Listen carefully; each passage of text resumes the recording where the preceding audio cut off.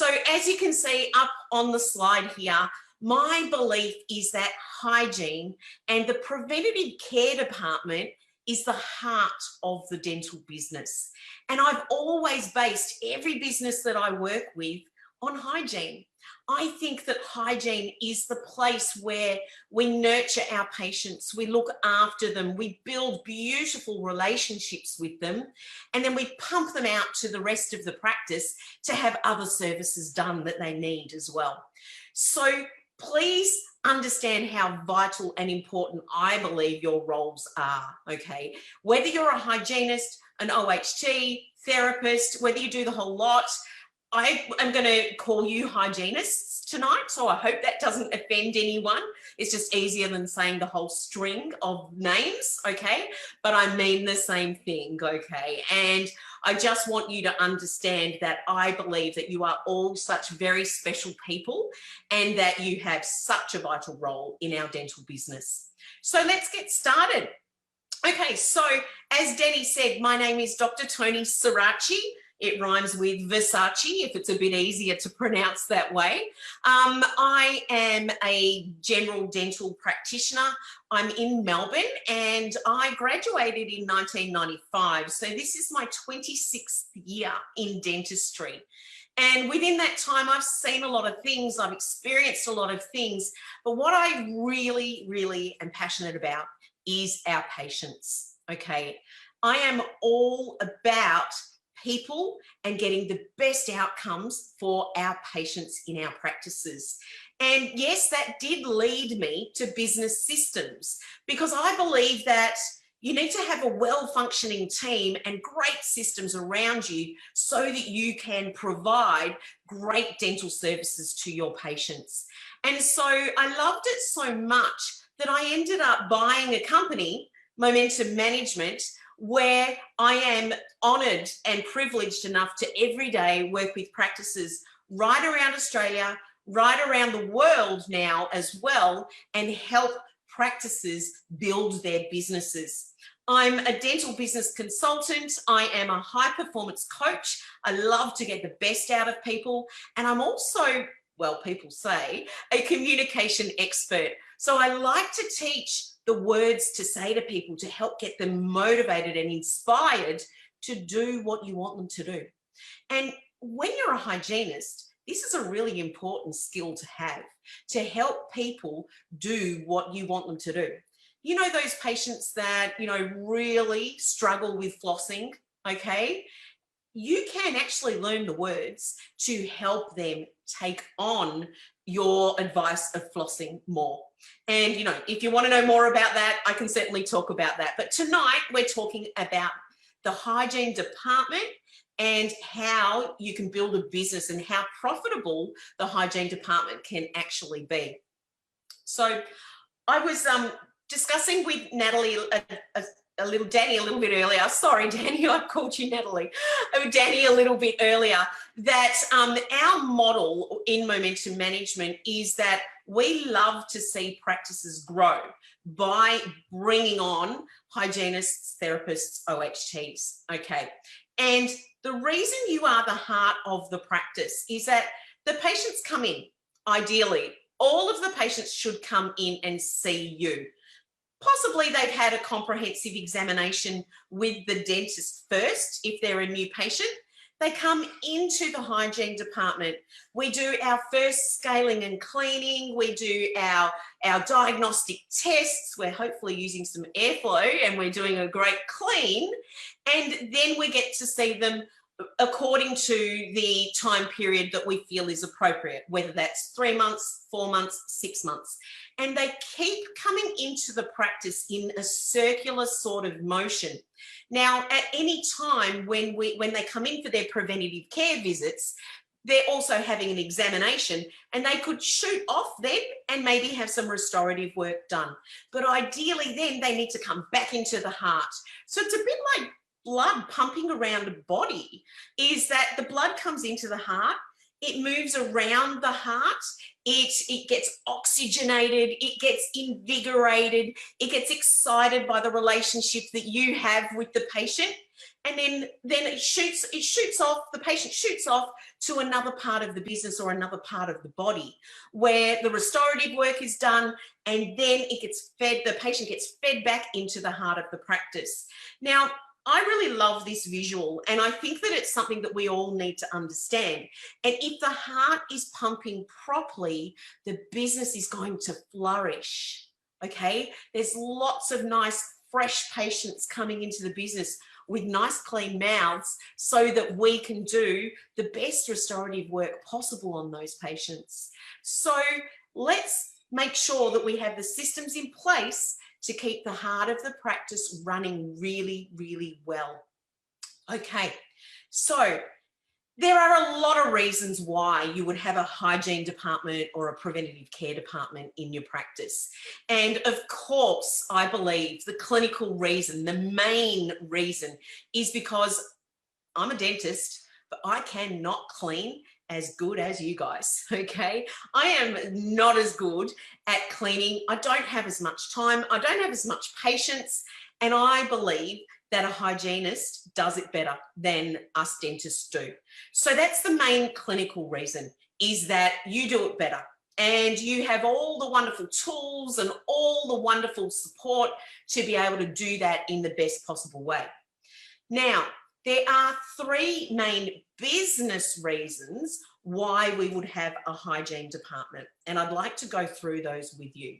So first of all, if you are just putting on a hygiene department because you just think, all right, I'll put on a hygiene department and that'll grow my business, I think we have to think again. I think we have to think about the reality of what we need to put in place to help it grow the business, and that there needs to be a lot of support systems around to make this happen. Now, when a dentist is working and they have a lot of scaling and cleaning in their book, the scaling and cleaning is probably one of the lower production items that they would be doing in a day. And as a dentist book gets busy, I truly believe that it's so much better to bring on a hygienist to work hand in hand with the dentist rather than bring on an associate dentist. Now, I hope I'm not offending any associate dentists out there.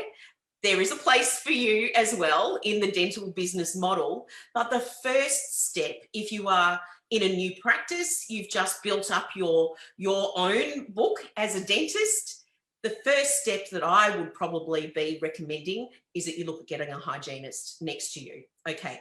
Then what happens is the hygiene appointments or the lower priced items get taken out of the dentist's book and put into the hygiene book. And what that actually does is two things. Number one, the patients get, I believe, treated better because they have longer appointment times, more relationship building, and a better job done with our hygienist. But it also creates spaces or gaps in the dentist's appointment book, and the dentist can now fill those gaps with higher value restorative work, and then they can overall make more money for the business. So that's the first business reason why it's important to have a hygiene department. So the first reason is not actually the money that the hygiene department makes. It's the money that the dental practitioner will make by taking the scaling and cleaning out of the book. So that's a different way of thinking about things. And I actually believe that it doesn't matter what you charge for the hygiene appointments at all. You're still going to win and you're still going to make more money for the business regardless, because you're taking out the lower priced items from the dentist's book. So that is the number one business reason, is so that the dentist can become more productive. Number two, our wonderful hygienists, OHTs, are fabulous at building rapport with patients. They are fabulous at educating our patients, and they are wonderful at helping patients make the right decisions for their dental health. So they are helping promote comprehensive dentistry from the hygiene room. And that's the number two way that the business makes money. So the first way is by getting rid of the scale and cleans. And the number 2 reason is because our hygiene department will feed back comprehensive dentistry to the dentist's book. So they're the 2 main ways that hygiene will contribute to the growth of the business or the growth of production. Okay, then number 3 is that it's also an independent income centre. And I'm going to run through some numbers with you a little bit later on to show you how profitable the hygiene department can actually be as well. So give me some thumbs up, guys, or some love hearts. Let me know how you're feeling about this. Does anyone have any questions? Does anyone have a comment at all? Do you agree with me that these are the ways that hygiene helps a dental business? Okay, the business reasons, we've said the clinical reasons is because you're the best. Okay, so fantastic. All right. Okay, other advantages of having a wonderful preventative care department are that I really believe that the relationship is enhanced between the patients and the practice. And I feel that the hygiene department is a mechanism of marketing. It's internal marketing. The relationships that are built in that department are relationships that patients love, and they really enjoy coming to see their hygienists. Okay, so there's, you can't really put a price on that. That's, creating loyalty for the patients to the practice, and also not making that loyalty just to that dentist. Because here's the thing, us dentists, there's only one of us, okay? And when we own a business, it often becomes very much about that single dentist. And so if that dentist wants to grow the business, it's actually quite difficult because there's, only a certain amount of time that dentist can see patients. Now, we could bring an associate dentist in, but the patients often feel like, oh, you're pushing me to go and see somebody else. And they can feel a little bit upset about that. Now, here's the thing. If we've got a hygienist or an OHT that we're working with, we are working alongside them. We are working with them, and the patient feels twice the love. They get to see twice the clinicians, okay? And they get twice the love. So that's something that I believe is really the best step if you are a solo practitioner and you want to grow your business. Hygiene. Okay, as we said before, the dentist is freed up to do more productive work. And, it's something that I personally haven't touched a scaler for probably about 18 years now. Sometimes I would really like to, when you see those patients with all of that really chunky calculus, sometimes I'd really love to remove that calculus, but, I'm not the best person to do it. I've got a team that are amazing, and they are the people that are best for that patient. And so I'm very happy to hand that over to the team that I trust and I know will do an exceptional job. I also believe that, like, if you think about that heart analogy, patients come into the hygiene heart, they get clean, healthy mouths. Then when they need to come out of the heart and have some restorative work done, the mouths are actually much cleaner, much healthier, and we can do better dentistry. So do you know how much time and how much profit that helps us achieve? When you're being able to do your dentistry quickly and efficiently and you haven't got bleeding gums all over the place and you get better dentistry done first time, that is something that is just worth so much. It is something that you can't really put in a dollar figure. It's not just dollars, it's stress that it saves as well. So this is another reason why having a hygiene department is just so incredible. I really believe that having a hygiene department also means that we have increased case acceptance of larger cases from our patients, because I think that the patients can turn around and talk to our hygienist, oral health therapist, and they can get another point of view as to whether they really need the treatment or not. And I'm sure you've all had a patient turn around and say, I'm hearing what she's saying, but do I really need all of that work? and you guys are able to help that patient make an informed decision that's right for them.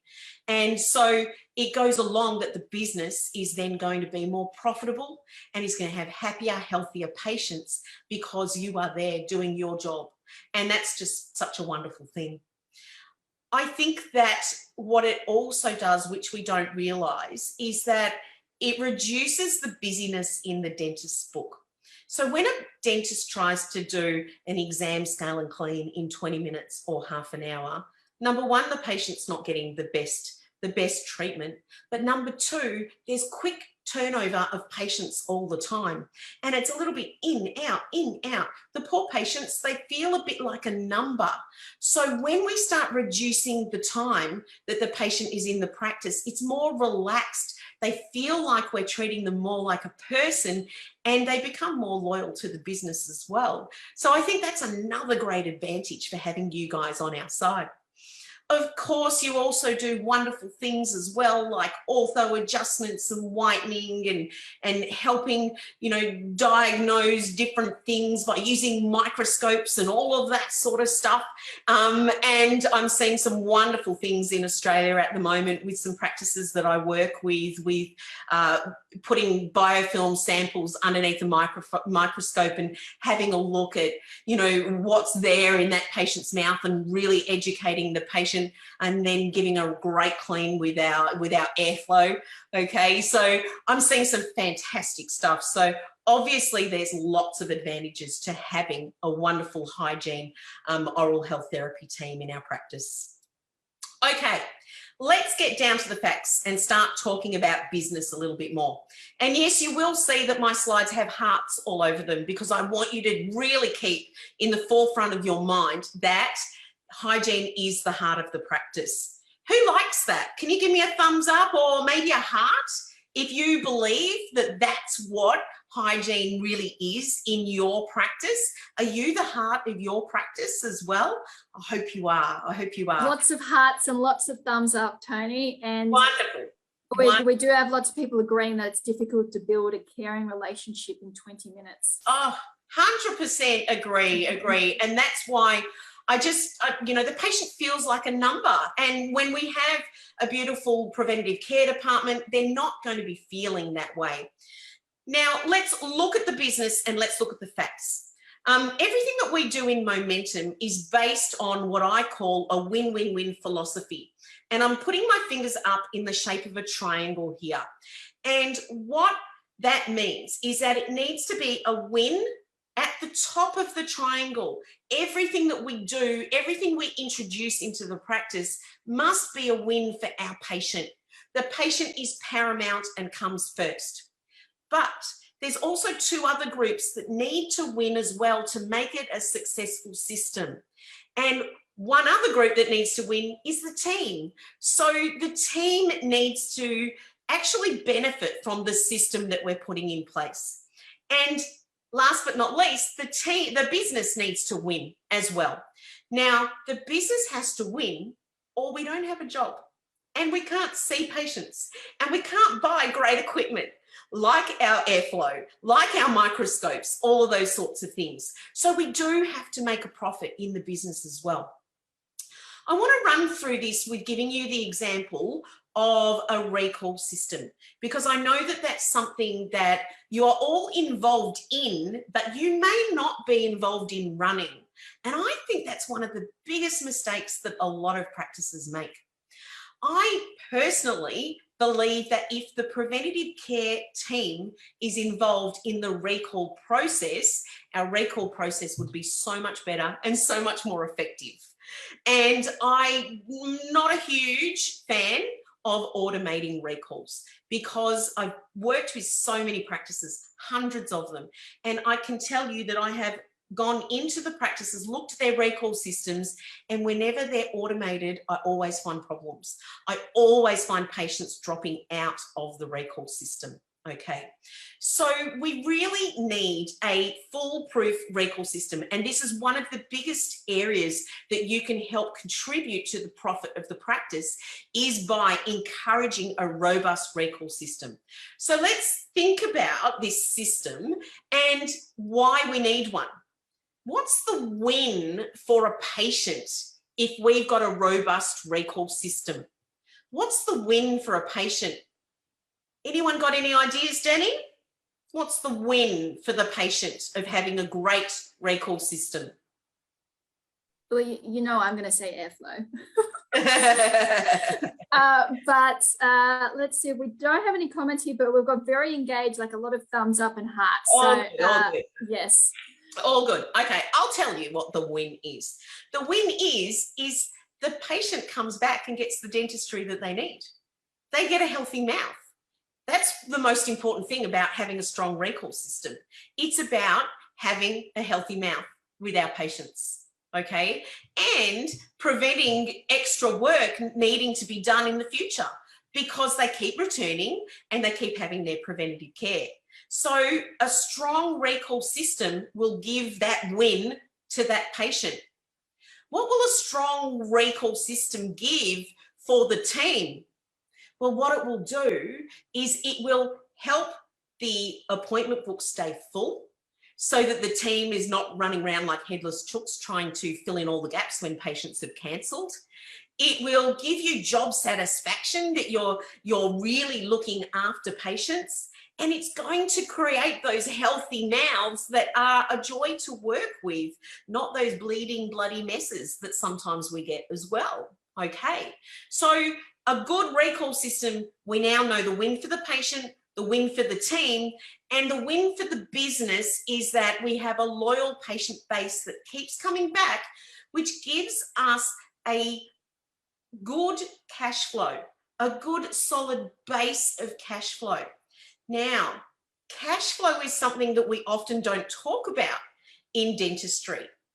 But when it comes to times like now with COVID and lockdowns, it's so important that we know our numbers and we know that we've got cash flow to help us going and keep going. Okay, so important that we understand that making money is not dirty word. Money is not a dirty word. It's not bad. And that being a healthcare professional, we can make money as well. And that is what's going to grow a business. Okay, so let's, I just want to ask a question and please give me thumbs up or thumbs down. Thumbs up if you have a daily goal or target. Thumbs up if you have a daily goal or target. Thumbs down if you don't have one. Or actually, that'd be a sad face, wouldn't it? Lots of thumbs up. Any and I do have sad faces maybe for no, I don't. No, all happy faces. And I do have a great comment from Fiona from your question prior. Yes. Said rapport and relationship is never enough. You have to give a strong reason for the patient to return that is important to the patient. Oh, I 100% love you, Fiona. I think you might have done some of my courses. So I have a very, very strong system that I call an RTR, or a reason to return. And you need to give a strong reason to return that is personal to the patient, which ideally involves their motivators and concerns, their emotional motivators and their concerns. And it is very personal to them.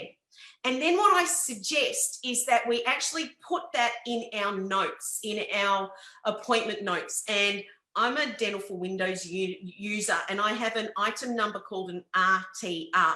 And my DAs will type in exactly what I've said, okay, as the RTR in the patient's notes. Then if the patient goes out and books an appointment but then has to cancel for some reason, what my front office team can now do is, rather than just saying, yeah, that's okay, you can cancel, what they can do is they can flick really quickly to the RTR that the patient had the last time they were in, and they can say, oh, Mrs. Smith, I can see that Toni popped down here that you've got some very deep pockets on the lower left. And to keep your smile looking really good, which we know you want to do, we need to make sure we're flushing the bacteria out of those pockets every 6 months. Are you sure you can't make this appointment today? Wow, that's so different to just, yeah, that's okay. When would you like to reschedule?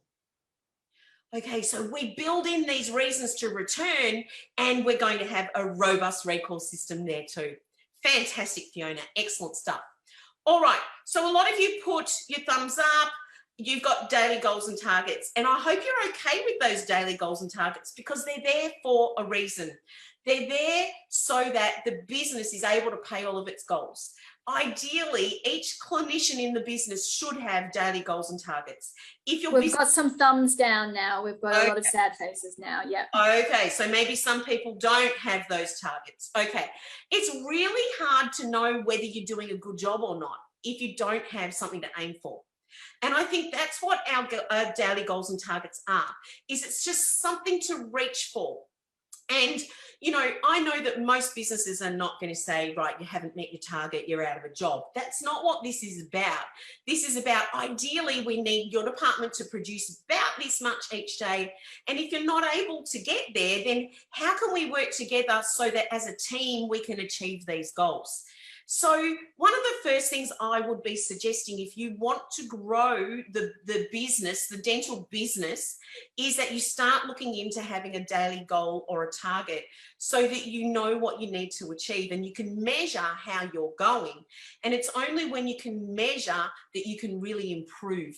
It's very hard to, let's just say you're trying to lose weight and you don't get on the scales. And I know you might feel like, yeah, I feel like I've lost a little bit of weight, but you really don't know if you don't measure it. It's exactly the same with your daily goal and target. So that might be something you want to talk about.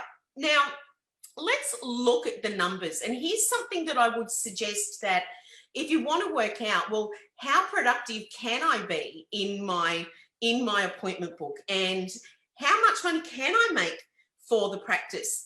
You need to maybe examine the numbers. And this is just a simple little spreadsheet, okay? And all I've done is I've thought about how many hours I've got in the day as a clinician, as a hygienist, and I'm thinking about, well, what procedures or what mix of procedures is going to get me an adequate level, or maybe help me reach that goal that I've been given. So the first thing you have to start off with is putting your prices into this spreadsheet, because everybody has different prices in their practice, and not just private fees. So if you are a health fund preferred provider, it is actually harder for you to reach a higher production goal, and that's a reality, and your business owner needs to understand that.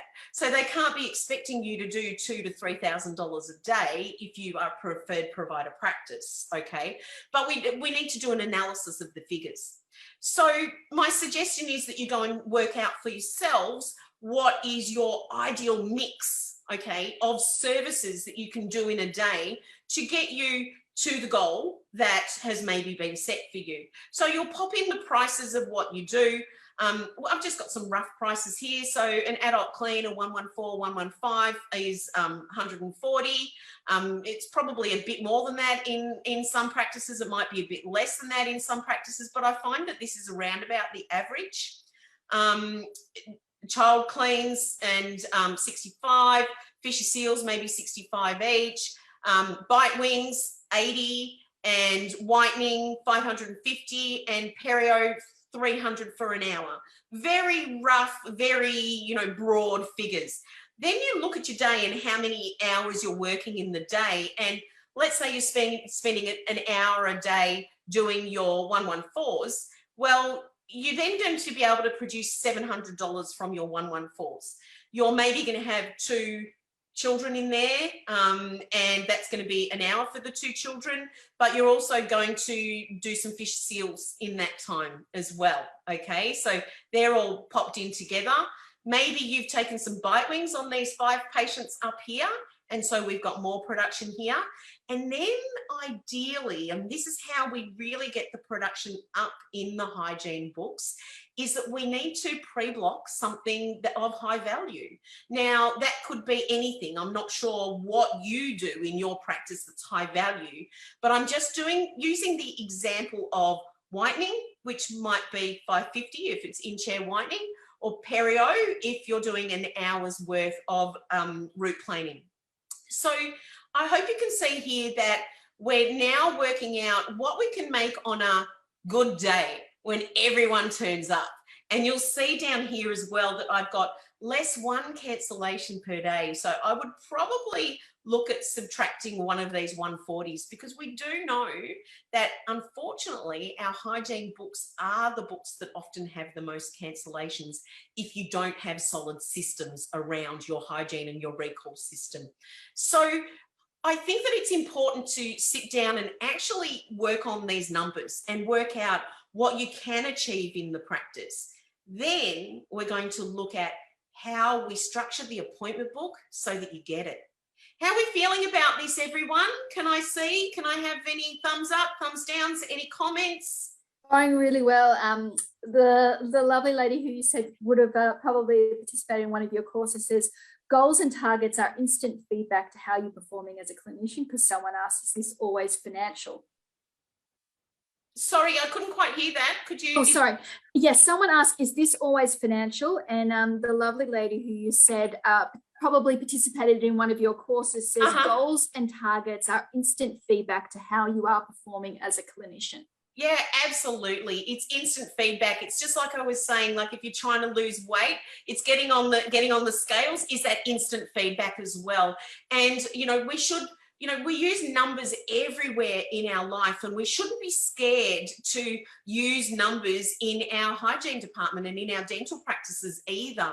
Doesn't mean you're going to lose your job or anything if you don't reach those targets. They're just something to aim for. And yes, you do get that instant feedback. So fantastic. Okay. So once we've worked out the mix of the day that we would like and that is really nice for us and not so stressful for us, we then need to turn to the appointment book. And this is when we need to work together as a team and create something called the ideal day. Look at this gorgeous lady here. She's in the clouds. It's an ideal day. She's just so happy. And that ideally, we structure our appointment book so that we get each of those things that we were talking about in the proportion that we need. Now, this is not to scale, this appointment book here. I'm just showing you that ideally in your appointment book, you would have some blocks, and it might look something like this. Let me talk you through these little blocks for a moment. Number one of the most important things you need to have as a hygienist OHT is a huddle every morning. If you do not have a huddle, you are going to struggle with coordinating exams in and out with your dentists, okay? A huddle is paramount, and you must be discussing when those exams are going to happen. So if that's something that's not happening in your practice, I'd love you to go and try and start bringing in a huddle or some form of communication in the morning so that you can talk about the patients and you can talk about how to communicate with them, and you can also coordinate ideally when the dentist is going to come in and do the exam. There is nothing worse than a hygienist having to hang around a dentist's door saying, can you come and do an exam for me, please? Can you come? Can you come? And the dentist goes, oh, I'm too busy. And honestly, they might not say those words, but the body language and the energy shows that, okay? How do the patients feel when we behave that way? Just fix it up. Have a great huddle in the morning and this stuff doesn't happen. Block out a perio appointment, and I'm going to come back to this one a little bit later on. This is one of my passions, is that I truly believe we don't diagnose enough perio, and this is something that I really would love to see more of in books, is perio, okay? You've got to have lunch. Make sure you get lunch and you get your breaks. Maybe you would do a whitening a day, or maybe it would be, if you work 4 days, 2 whitenings a week or something like that. But you're going to need the support to get that whitening, and you're going to need the practice to market for that type of patient for you as well. But this is going to make you super productive if you have a day like this. Now, here's the thing. In our momentum practices, we also give you admin time. We don't make you do clinical work all day. We actually believe that you need the time at the end of the day where you can actually catch up on all of your notes, Make sure that you've got everything organized for your patients for the next day, and that you have read all of your notes for your patients for the next day so that you are prepared. So you're not coming in half an hour early every morning just so that you can be prepared for the day. You can do that in work time and get yourselves all really organized. And I know admin time is one of the most productive times in the day. And it's just about helping our owners learn that that's the most productive time and that you really need it, okay? So these are all tips that are going to help you have a fantastic day, not just on the day, but also the following day. Is there any questions, Danny? Anything, anyone, comments, anything going on there? Who has an ideal day template? There's a lot of people watching and a lot of thumbs up. Okay, fantastic. I'm loving this. This is awesome. They are too. Awesome, awesome. Okay, so now let's talk about when the dentist comes in and does the exam in your room. And hopefully you've had enough time to build that relationship with that patient. You've had enough time to take x-rays. You've had enough time to take some intraoral camera photos, whatever, or, you know, extraoral, whatever you do. And you've had a chance to have a talk about some of their needs. And you may have spoken about some crown and bridge, some implants, some ortho, or might be, you know, airways, snoring, sleep apnea, it might be TMJ, whatever it is that your practice does. You know, you've actually spoken to the patient and you've sort of warmed them up a little bit before the dentist comes in. So here's how you make a huge difference to the bottom line of the practice, is by having that conversation and by starting talking about it before the dentist even comes in. You're not necessarily diagnosing it, okay? We're not asking you to diagnose, but we're asking you just to start a conversation. But this is one thing that I think that people don't do, that you might have the conversations and you might be, you know, promoting this type of work for your dentist, but I don't know that your dentist understands how much you are actually doing. And my suggestion would be that you have a spreadsheet and you track what you're diagnosing. And you have something like really simple, where you have the patient name and the date that you saw them. You have the amount diagnosed. So what's the treatment plan that the dentist diagnosed? How much in dollar figure at that time? And then what was the amount accepted? So what if the patient then go ahead and book? Then here's the most important thing, and you are the person who is hearing a lot of this. If they didn't accept the full amount of the treatment plan, why not? And write it down. This is such a valuable spreadsheet for your practice that it's just not funny, okay? Firstly, you can see how effective you're being at helping that dentist diagnose and encourage patients to have the dentistry that they need. Not the dentistry they don't need, okay? And I really want to be specific there. This is the dentistry they do need. And then if they're not saying yes, what are the reasons? Not just thinking, oh no, she didn't say yes because she hasn't got the money, or she said, I'm going to ring back later. You know, write it down. And then you've actually got this record now that you can follow up later on, and you can follow through with these patients. And if a patient says, I'll think about it, then, you know, you can either follow through yourself, or you can get your front office team to follow through and just check that that patient has all the information that they need to make the decisions that are the right ones for their dental health. So this is another way, as I said, that you can really just go back to your practices and start introducing something really simple like this. And then, you know, you can talk to your dentist or your practice owner, and you can say, look, this is what I've been doing, and this is what I'm actually generating and helping the practice achieve. And I think you'll be surprised that a lot of dentists just don't know how valuable you are, because they're not tracking these sorts of things in this sort of detail. Can I ask who is actually doing some tracking like this already? Any thumbs up? Let's see how we go.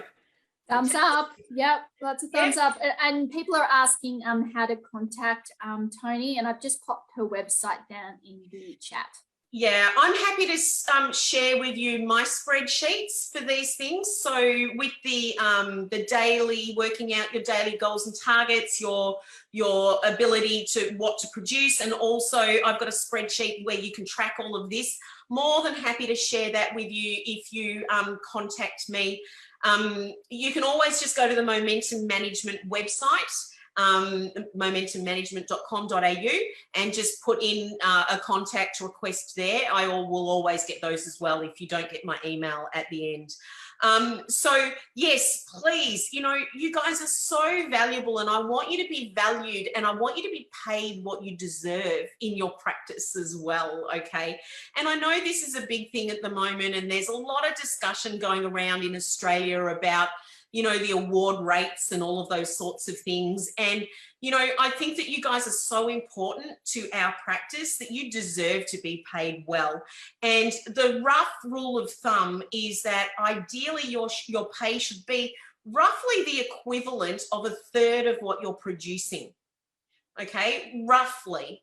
Now, so that is a rule of thumb, a third of what you produce. So let's say you're producing $2,000 a day in your practice, then roughly your daily pay rate will be around about $600. If you're producing $3,000 consistently, then roughly it's around about $900. So you can see that the more you can produce, of course, always with the patient's best interest at heart, okay? And that doesn't mean you go faster because you want to produce more money.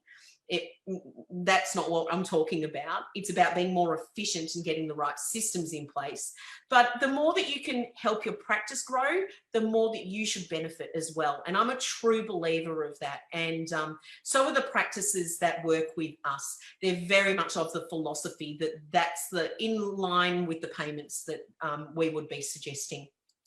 Okay. All right, I said to you I was going to come back to perio, and as I said earlier, it's something I'm really passionate about, and I think we know the World Health Organization says that around the world, approximately 30% of the population suffers from some form of periodontal disease, okay? So whether that's gingivitis or whether that's periodontitis, we know that it's around. Now, in a practice where patients have been in a fantastic routine of coming into hygiene, of course, we're not going to have a third of our patients needing perio. But, you know, come on, at least 10% of our patients, I think, probably need perio. I look at appointment books. I look at hygienists' appointment books, and it's not that often that I see consistently perio blocks in their appointment books each day. So let's try and translate this into the appointment book and what we should be thinking of. So if a third of the population, roughly a third of the population, has some form of periodontal disease, I think it's fair to say that maybe a third of our patients might have some form of periodontal disease. Okay. If a third of our patients had periodontal disease and we have 9 slots to see a patient per day, 3 of those slots should be perio. Now, I know that's not the case, and we probably don't have 30% of our patients with periodontal disease, but I'm sure we have 10% at least. And I think that there should be some scaling and route planning done every day. Does everybody have a perio block every day in their appointment books? Can I see with any thumbs up? Some thumbs up, but some sad faces. And the sad faces, you know, I have a sad face too, because I really feel that maybe that diagnosis is not happening. And it's usually in the practices that are probably running a little bit too fast and are maybe not spending the time doing the diagnostics that you'd really like to do. And, you know, the sad thing is that if you slowed down and did the diagnostics, you'd be able to help more patients be more healthy, because we know the whole mouth-body connection thing is so important. And I know that's what you guys are so passionate about, is helping people. So my suggestions are you really need to get out there and you need to start talking and quoting some numbers and talking statistics and letting your practice owners know as well that, hey, look, if I got a perio block every day just by slowing down just a little bit with my patients and doing a few more diagnostics, then I actually can bring a lot more money in for the business. Because sometimes it's the money that talks to help business owners make decisions as well. So I'm sorry to be so crude, and I'm not being disrespectful to anyone. I just want you to really, just take that on board and see, hey, if I was able to maybe not go so fast with my patients, what would I actually be able to have conversations about? And, I know that a lot of you don't get the time to do full mouth charting. I know that happens. I know that some of you will not get the time to be able to disclose and look at biofilms. I know that. And these are the things that it's not just about bringing money into the practice, it's about our patients' health. And I think that as healthcare providers, we really need to be serious and really advocate for our patients to try and get more time to use these sorts of tools as well and find more perio, because it's out there and it's causing it's part of inflammatory disease, which is a big thing in our community, is inflammatory diseases are killing lots of people. And we can often see the signs in our patients' mouths. So my real take home here is if you can slow down, you'll actually be a happier team, it'll be less stressful, and you'll also have happier, healthier patients as well. Who agrees with what I'm saying? And I'm not doing this to be controversial. I know that particularly after lockdown, we've had to speed up a lot and squeeze patients in and do these things. But I think we have to ask ourselves, is this really the right thing to do for our patients? And I, for one, would much rather have my mum who has some health issues. I'd rather her wait a bit longer for a proper hygiene appointment rather than being squeezed in and rushed because we've just got to see everyone because we've been closed down for a while. So, yeah, Danny, how are we going? Any comments? There's a comment that it's difficult. It's sometimes a difficult topic to discuss with patients when they are so used to the 6 monthly routine cleans. Yes. And you really need the support of your dentist. Absolutely, you need the support of your dentist for sure. But look, I can certainly, you can start talking to them about, have they had any life changes, those sorts of things, changes in medication, even just the stress of lockdown. Here in Victoria, we saw after our lockdown for 112 days, we saw pretty bad perio. We actually really started seeing a lot more cracks in teeth as well. And we actually started seeing a lot more TMJ problems too. And, so we could actually help our patients understand why things have changed in their mouth by using some of the things around that are happening in the community as well. But I 100% agree with you. If the dentist just pops their head in and says, yeah, hey, look, you've been doing some great things at home, but we need to just, do some deeper cleaning. We need to get on top of this before it gets any worse. Then it really helps the whole situation. So I totally agree with you. It is a tough one. It is a tough one. Okay. All right. So we spoke about perio as being something that is a high value item that will bring in more income for the business. The next one is whitening. Now, I absolutely love whitening, okay? I think that whitening is something that just can brighten somebody's day. It can give such a boost to confidence that I think we should not be dirty holdouts and we should not be holding back these options for our patients. Now, I don't particularly like questionnaires where people tick whether they'd like to talk about whitening or anything like that.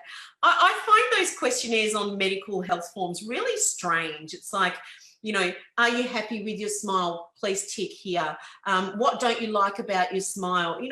Come on, guys. Tick a box or have a conversation. For me, it's have a conversation. You're going to get so much more out of it, and so is the patient. So whitening is a conversation that ideally you need to have. And I believe that every hygiene examination and clean time is shade taking time of teeth as well. And all we need to do, and here's just such a simple little thing, is have a nice little shade guide like this. The teeth are arranged in order of value, not like this, they're not. So we're going to have from whitest to darkest. We're going to sit the patient up and we're going to hold the shade guide just underneath here so they can see. And we're going to say something like this: Mrs. Smith, this is a shade guide of all the different colours that your teeth can be. It's a little bit like a paint chart. Now, what we're going to do is we're just going to have a look at what shade your teeth currently are. And we're putting the shade guide down here. And I often say to the patient, Mrs. Smith, would you like a mirror so you can help me choose as well?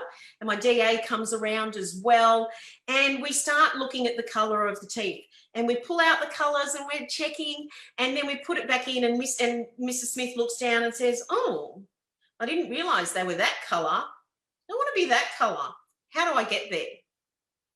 You haven't even spoken about whitening. You're just taking the shade, okay? And then you open up the door to talk about whitening with that patient and maybe changing their life, okay? And I know that sounds really drastic, but it's simple things like this, particularly when we've been through times like lockdowns and COVID, that we need little fixes, little things to make us feel good. And whitening actually booms. It's really interesting. COVID has been called the Zoom boom time. Zoom as in the platform that we're using now, and that's boomed, and also Zoom whitening has boomed as well. So COVID has been known in dental circles to be the Zoom boom time, okay? So you can remember that. It's something that please start the conversation. Now, I know that not everybody is going to be able to have whitening, but if they have got a concern and they would like to have their teeth a bit whiter, this could even open the door up to some cosmetic dentistry as well. And you never know whose life you can change and what a difference you can make just by doing something really simple. So please start taking the shade of people's teeth a bit more often. Get the conversation happening about whitening and start filling in those high production slots for yourself as well. Okay, a little bit controversial here, and my apologies to any associate dentists that are listening in tonight. I'm not bagging you. I'm just saying that I 100% believe that the first clinician that we should be looking at employing before we employ any clinician is employing a hygienist or oral health therapist. It's more profitable for the practice to do that, okay? Because not only is it going to help us look after our patients better, but because of all those reasons I said earlier, with helping the appointment books, taking out the lower priced cleaning and scaling, you know, and also the adjunctive teamwork that we get with having an OHT hygienist in our practice as well. For a business, it's often much easier to have a hygienist or OHT who is an employee of the business rather than somebody who's an independent contractor on something called a service and facility agreement. And that's just something that it's a lot of paperwork, it's a lot of carry on to have a dentist working for you. So I once again believe that it's really worthwhile to look into having a hygienist OHT before you look at having a dentist. Yes, I know that OHTs and hygienists, you can have your own practices. And to be honest with you, we've got 5 or 6 practices that I work with in Momentum that are owned by OHTs and hygienists. And I'm very proud of what they're doing and I love it. But not enough of you have got out and bought your own practices. I think you need to get out and start your own practices. I think you're fabulous. And I think that you could be very successful. It just, you know, is taking a little bit of time for people to get the confidence to do that. So as a business owner, there's probably less risk of an OHT starting a practice than a dentist. And so that's something that is also a bonus. I also find that our OHTs and hygienists are often much more on the same page clinically as the principal dentist. And that's so important in a practice, that patients don't get mixed messages. And sometimes associates have their own ideas about things, and that can create a little bit of disharmony in the practice. So I love hygienists and OHTs. If you haven't already realised, I've only said it a couple of times throughout this session. I think there are times that we need to get associate dentists as well, but the first option is getting the hygiene department working really well. If you need to have somebody so that you can take certain days off work and you want to go on extended holidays for weeks as a dentist, then yes, you need to bring an associate dentist in. But yeah, really look at the numbers, look at what's going on. If anyone is trying to make a decision in their practice about bringing on a hygienist or a dentist, I've got some comparison spreadsheets where you can put all of the numbers in and work out what your practice actually really needs. And I think that's something that we don't do. Sometimes we just go, yeah, we're busy, let's get another dentist. I would really love it to be, yeah, we're busy, let's get another hygienist, okay? That's what I would like to hear people say. So we're getting towards the end of the presentation now. I won't keep you too much longer, but I just wanted to just let you know that if you personally want to increase your productivity in the practice, here's a couple of tips that you could potentially look at. So it's amazing how many practices I go into and I ask the practice owner, when was the last time you increased your fees? And they will often say something like, oh, 3 or 4 years ago. You know, your costs keep going up. You should be increasing your fees. And so that may be something that I know if you don't own the business, this is maybe a difficult conversation to have with the business owner, but that's something that can give you an instant increase to the money that you're bringing in, is if you're having a fee increase. And I think that, you know, we owe it to our team to do regular fee increases as costs go up, because the cost of living goes up as well. So if we're increasing the fees, we're bringing in more money, we're able to pay our staff more, we have happier staff, happier patients. So I think it all goes hand in hand. To increase your production, you need to increase your whitening or your bleaching. We've spoken about that. Schedule according to an ideal day template. That will 100% increase your profit and will be more predictable with your production, okay? I know some of you are going to go, but I don't have time to do this. But if you're really serious about having an ideal day and keeping it and making it work, sometimes you need to actually do it yourself. And I believe, and my hygienists will actually make the patient appointments themselves, because there is studies around this that if you're turning around and you're making the appointment as the clinician with the patient, they're more likely to keep their appointment as well. There is less cancellations if the clinician has made the appointment. So that's a little tip as well. Please make sure you've got an efficient recall system. Having a great recall system with a solid reason to return for patients is going to increase your production, because you're going to have less cancellations and less gaps in your appointment book. And one last thing as well is to, you know, help your front office team be really effective in handling those cancellations.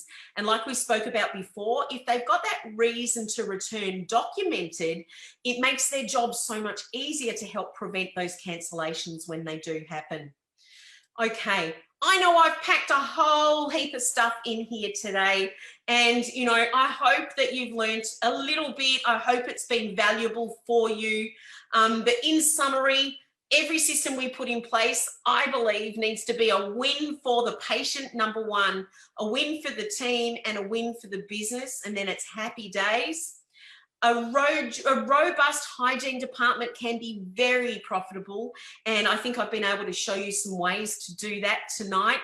Please look at your numbers, don't be allergic to them, and don't be scared to have a goal and an ideal day. They're just ways that you can measure what you're doing, and then you can work out how to improve, okay? So it's just always about feedback, and continual growth and improvement is where we, you know, really what we'd love you to strive for.